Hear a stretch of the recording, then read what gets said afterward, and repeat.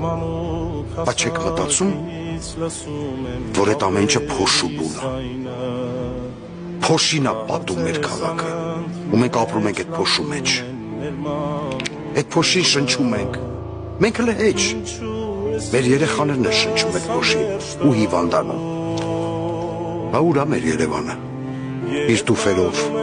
իր գեղեցիկ բալկոններով, որտեղ փռված են լվացքները, իր ծիրանի եւ բարդու ծառերով, չկա, մնացել է փոշու տակ։ Շենք կառուցելու տեղը այգիներ կառուցեք, մանկական խաղահրապարակներ կառուցեք, հիշողություններ կառուցեք, մարդկային հարաբերություններ կառուցեք, որ վաղը մյուս օրը ձեր թորնիկը ձեզ հարցնի, պապիկ, այս շենքի տեղը ինչ է եղել։ Ասեք, այս շենքի տեղը մի հատ փոքրիկ սեփական տուր էր, որտեղ ապրում էր